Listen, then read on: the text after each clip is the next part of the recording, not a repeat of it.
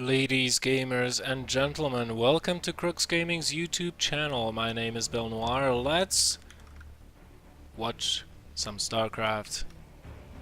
And the StarCraft we are going to be watching is taken from Landcraft Summer 2013. It's a best of 3 series between Crux Gaming's Gwynbleidd, the red Terran, here in the top left position. In the bottom right, we are going to have We Wanna Win Clan eXodis. So, TVP coming our way, guys, and these two players, these two actually know each other very, very, very well because they have played a ton of games. Now, Gwynbleidd, he's one of those guys that is very mechanical. He's very sort of like turtly. But at the same time, he really likes to go into the later stages of the game. He's not very fond of multitasking as far as I can tell, but that is one aspect of his game that he keeps working on, so all the power to him, I say. And as far as I know, Gwynbleidd's style, he's probably going to be opening up a very standard here. Getting one gas, getting a Reaper, getting an engineering bay, getting second barracks, in between getting the expansion, and and then trying to go for a 1-1 attack at around 11 minutes with 2 to 5 barracks backing that up, with a third base on the way, and a couple of medevacs. So pretty standard, cool beans here. eXodis, I don't really know how this guy plays. One of his biggest influences, I would say, in his gameplay or his game style has been his teammate Temnotal, who is a really good Protoss player. He's really aggressive, more so than other Protosses. Kind of reminds me of Headhunter in more ways than one. And yeah, so I'm expecting to see a little bit of that aggressiveness being shown in eXodus' play style, and we can see that he's getting a second gas, saturating both those gases with 3 probes each, which kind of tells me he will be getting a later expansion favoring the tech over economy.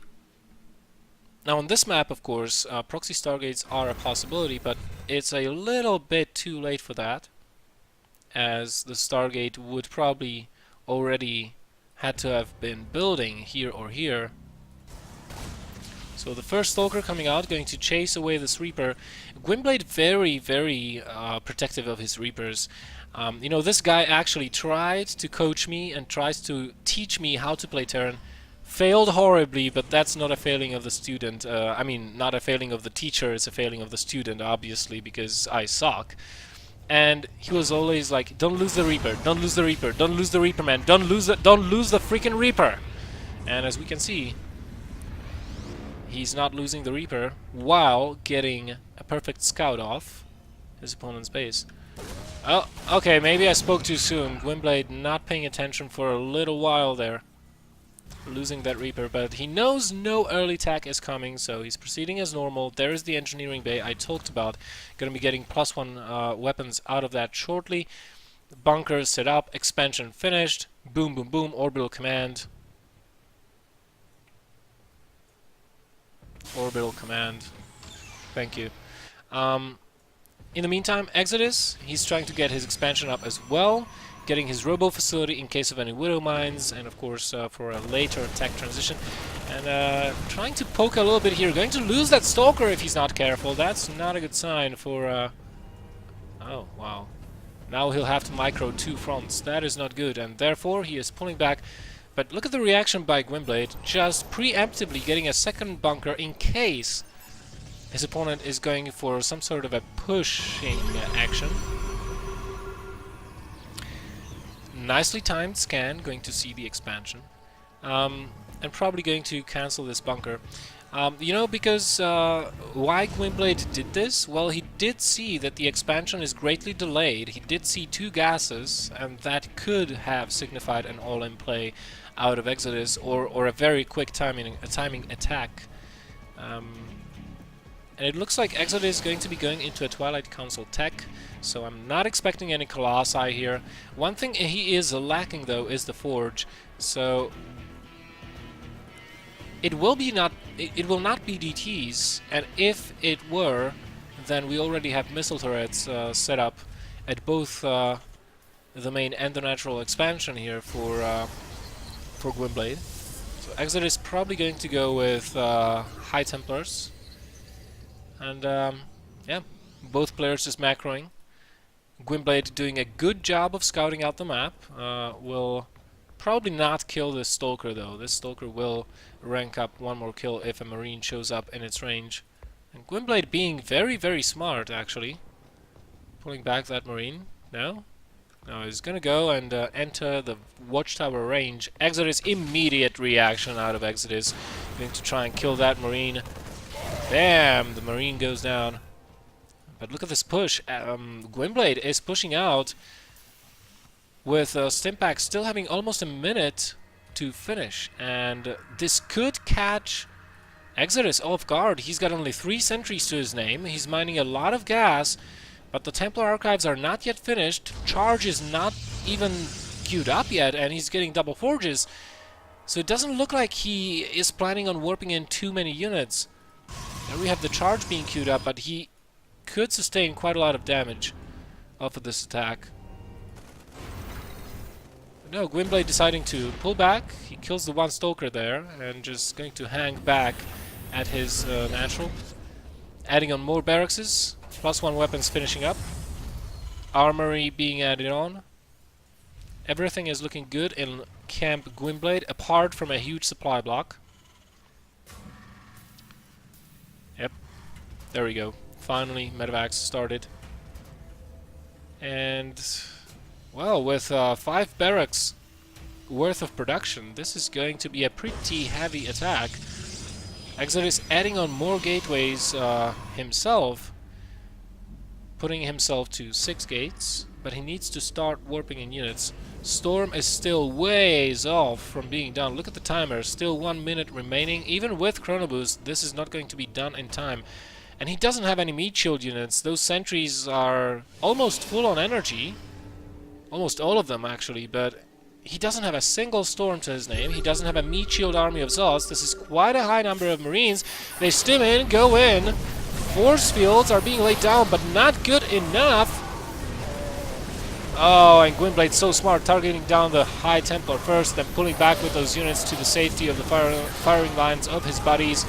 And as the force fields start running out, Gwynbleidd, well, he could have stayed for a while longer, but he would have lost more units. And, I mean, eXodis could lose more than he lost there, but Gwynbleidd playing this very, very safely is probably going to go with a drop now. eXodis already has a couple of Stalkers patrolling the north perimeter of his base, but oh my goodness, look at the number of gateways.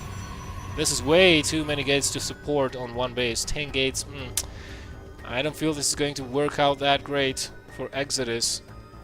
He's going to try and take a 3rd base. He did have quite a lot of money, so he definitely can afford to do that, but again, he just doesn't have enough of an army to his name. Storm is finished now, though, but he only has 1 storm available. He has to be really careful of when he uses it. And the army differential is just... it is evening out, but very, very slowly. Gwynbleidd still has 2 times the army size that eXodis does have. And because he is afraid of drops, 3 of those Stalkers are not actually fighting with his army, so... oh my god. Oh my god, the Innovation SCV pull. Gwynbleidd going for it. He's in 1-0 upgrades, will be on 1-1 and combat shields very shortly here. Those will help out tremendously versus the storms. Oh, but I don't think there will be enough storms. How many do we have? 1, 2, 3, 4, 5... 4 storms. 4 storms, maybe 6 storms by the time the engagement comes, but eXodis should not be pushing towards this army right now. 1, 2 storms, 3 storms, 1 more remaining, and that's going to be it for eXodis. Those were the last of the storms, I'm afraid. Yeah, he'll have to morph those into Archons, because Gwynbleidd, he doesn't look like he's going to let up. He's going to scout with the units. 1 storm, good dodge there by Gwynbleidd, and there goes the Archon morph. A little bit too late. The SCVs want a piece of the action as well. And with the upgrades being equal, these Archons might get focused down very, very quickly here. And no other units are remaining here for eXodis, as his gateways are off cooldown. There we go, finally a warping of Zods, but that's not going to be enough. Those Zods will not even make contact. More Templars being warped in, but Gwynbleidd pushing in hard, taking down the natural expansion, and taking the first win in the best of 3 series very shortly here. eXodis, of course, going to fight until the bitter end, at least feedbacking some of the medevacs, utilizing his APM and the micro, but not going to be enough. And it's 1-0 for Gwynbleidd. Thank you very much for watching. Let's go to game number 2! Yeah!